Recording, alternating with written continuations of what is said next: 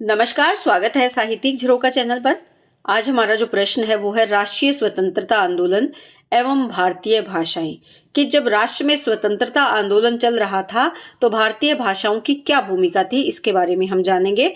देखिए, अगर इस स्वतंत्रता आंदोलन की बात करें तो भारत का राष्ट्रीय स्वतंत्रता आंदोलन केवल राजनीतिक संघर्ष नहीं था, बल्कि सांस्कृतिक, भाषिक और मानसिक दासता से मुक्ति का आंदोलन था। यानी हम मानसिक रूप से भी अंग्रेजों के गुलाम हो गए थे, उससे मुक्ति का आंदोलन ही भारतीय राष्ट्रीय स्वतंत्रता आंदोलन था। भारतीय भाषाओं ने इस आंदोलन में जनता को जोड़ने, जागृति फैलाने और राष्ट्रीय चेतना विकसित करने में बहुत ही महत्वपूर्ण भूमिका निभाई है।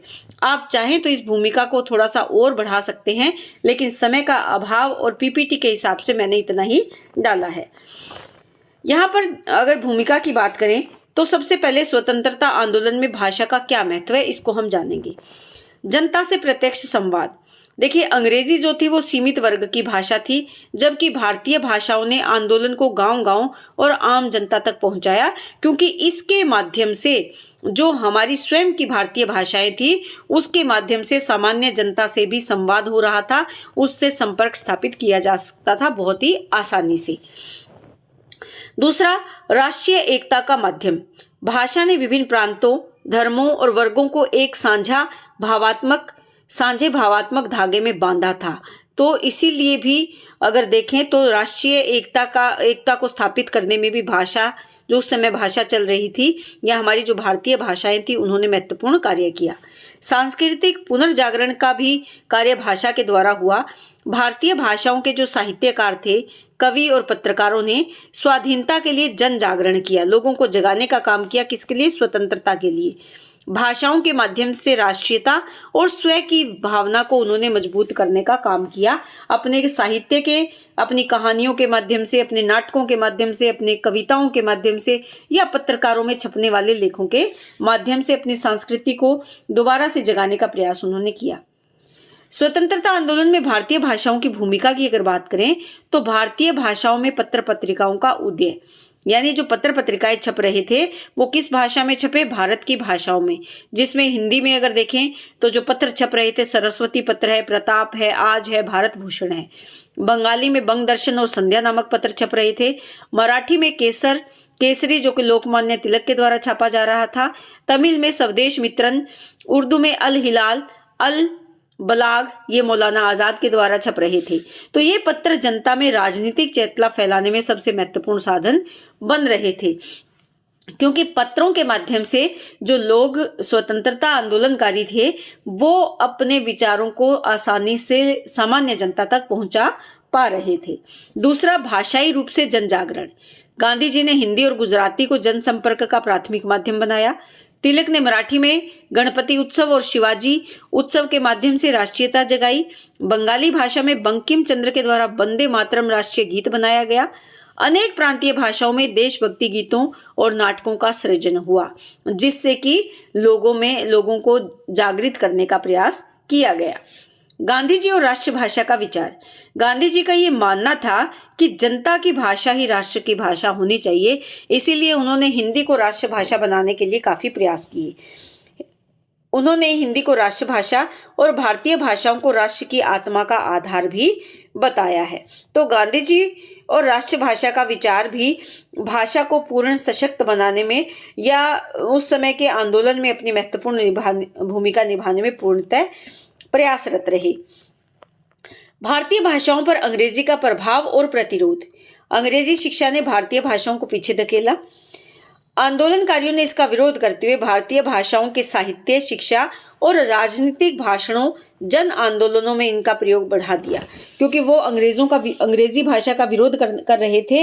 इसीलिए उन्होंने भारतीय भाषाओं में छपा हुआ जो साहित्य था या शिक्षा के क्षेत्र में भारतीय भाषाओं का प्रयोग या जब राजनीतिकों के द्वारा जो भाषण दिए जा रहे थे उनमें भारतीय भाषाओं के ज्यादा से ज्यादा प्रयोग पर बल दिया।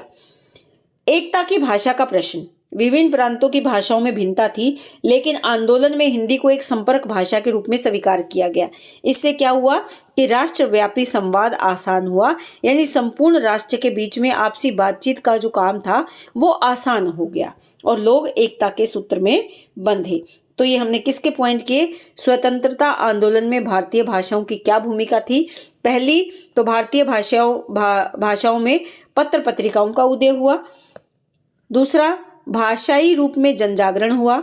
गांधी जी और राष्ट्रभाषा का विचार सामने आया। भारतीय भाषाओं पर अंग्रेजी का प्रभाव और प्रतिरोध बढ़ा। एकता की भावना का प्रश्न सामने आया, यानी एकता का जो भाव है वो सामने आया। विभिन्न भाषाओं के द्वारा या विभिन्न लोगों के द्वारा अंग्रेजी का विरोध किया गया और हिंदी को संपर्क भाषा के रूप में इस्तेमाल किया गया। स्वतंत्रता आंदोलन के साहित्य में भाषाओं की भूमिका की अगर बात करें तो देखिए यहाँ पर हिंदी साहित्य की जो भूमिका रही उसमें मैथिली शरण गुप्त की रचना भारत भारती ने महत्वपूर्ण योगदान दिया।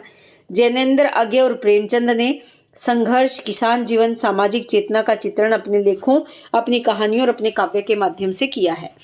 बंगाली साहित्य की अगर बात करें तो रविंद्रनाथ टैगोर ने जनगण मन की रचना की। बंकिम चंद्र चटर्जी ने वंदे मातरम गीत की रचना की। तो ये क्या है, स्वतंत्रता आंदोलन के साहित्य में भाषाओं की भूमिका हम कर रहे हैं। तो हिंदी साहित्य ने, बंगला साहित्य ने, इसके बाद अगर देखें दक्षिण भारतीय भाषाओं में जो लिखा गया तमिल, तेलुगु, कन्नड़, इस साहित्य में भी देशभक्ति काव्य का काफी प्रभाव देखा जा सकता है।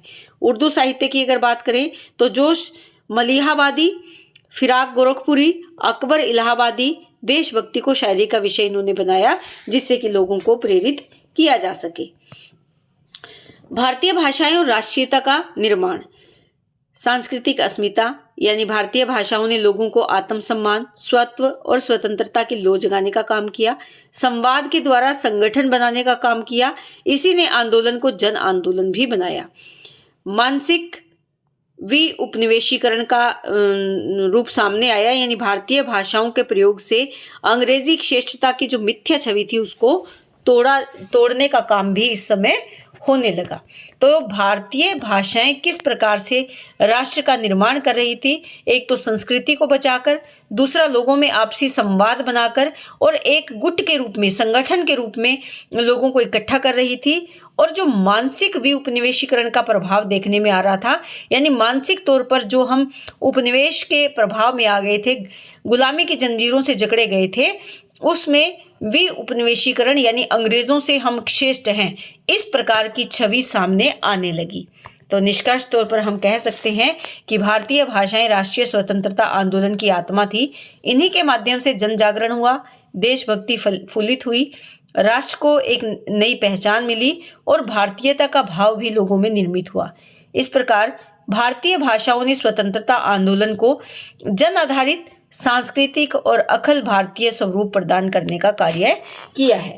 तो यहाँ पर अखिल भारतीय स्वरूप प्रदान करने के साथ साथ जो हमारा सांस्कृतिक विकास है या जो हमारी मनोभाव या विचारधाराएं हैं अपने देश के प्रति, वो भी इन भाषाओं के माध्यम से कुछ कवियों के द्वारा, कुछ लेखकों के द्वारा, कुछ पत्रकारों के द्वारा अभिव्यक्त हुई, जिससे कि इस आंदोलन को और ज्यादा बढ़ावा मिला।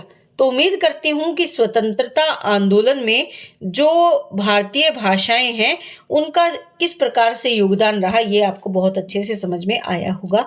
देखिए यहाँ मैंने सिर्फ पॉइंट डाले हैं, आपका काम है प्रश्न की कितने अंक का प्रश्न है उसके अनुसार आप इसे बढ़ा सकते हैं, आप इसे छोटा कर सकते हैं। लेकिन अगर ये बड़ा प्रश्न आता है तो आप इन पॉइंटों को थोड़ा सा विस्तार जरूर दें, जिससे कि आपका प्रश्न और ज़्यादा अच्छा बन सके। तो इसी तरह चैनल से जुड़े रहें। बहुत बहुत धन्यवाद।